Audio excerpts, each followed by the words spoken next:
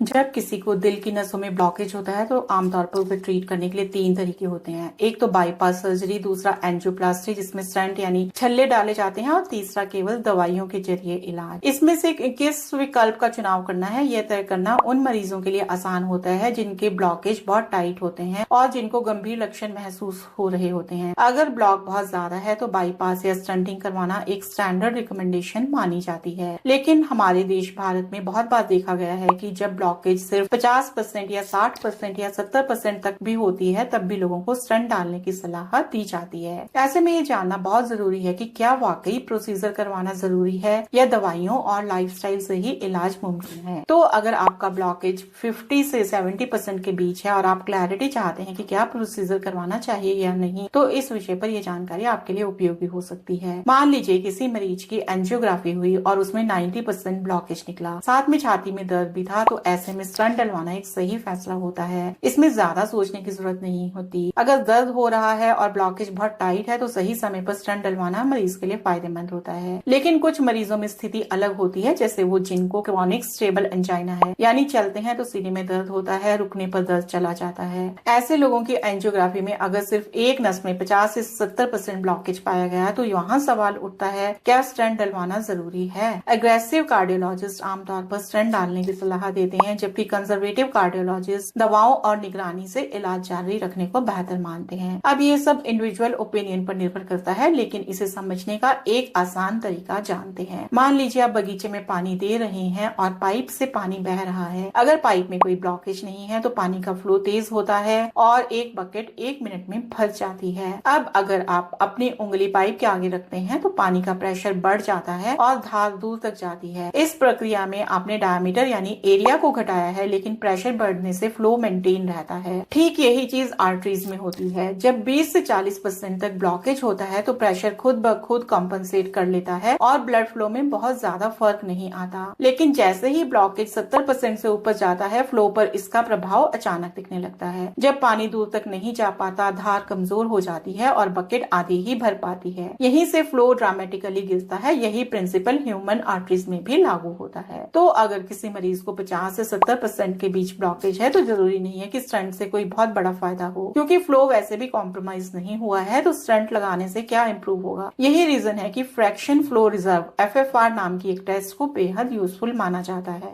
FFR एक simple और reliable test है जो एंजियोग्राफी के दौरान ही की जाती है। ये कैथेटर से ही मेजर की जाती है और बताती है कि फ्लो कितना घटा है। दुर्भाग्य से भारत में ये टेस्ट बहुत कम जगहों पर किया जाता है, क्योंकि ये सच को बिल्कुल साफ साफ बता देता है। इसलिए कुछ कार्डियोलॉजिस्ट इस टेस्ट से बचते हैं, खासकर वो जो अननेसेसरी स्टंट लगाना चाहते हैं। जो कार्डियोलॉजिस्ट ईमानदारी से काम करते हैं वो FFR टेस्ट तभी करते हैं जब ब्लॉक टाइट दिख रहा हो, लेकिन डाउट हो कि स्टंट वाकई जरूरी है या। भारत में 90% से ज्यादा सेंटर्स में ना तो FFR की मशीन होती है, ना ही इसे रूटीन में किया जाता है। ऐसे में बहुत सारे पेशेंट्स को बिना जरूरत के स्टंट्स डाल दिए जाते हैं, जो लॉन्ग टर्म में नुकसानदायक हो सकते हैं। एक और टेक्निक है इंट्रावस्कुलर अल्ट्रासाउंड IVUS। ये एक तरह की सोनोग्राफी होती है जो नस के अंदर की दीवार और ब्लॉकेज के स्ट्रक्चर को दिखाती है। क्या ब्लॉक सॉलिड है या सॉफ्ट है, फैट जमा है या कैल्शियम है, ये इससे पता चलता है। IVUS काफी उपयोगी हो सकती है, लेकिन इसका भी मिसयूज होता है। कई बार डॉक्टर्स इसे मैनिपुलेट करते हैं ताकि ब्लॉकेज ज्यादा लगे और स्टंट डाला जा सके,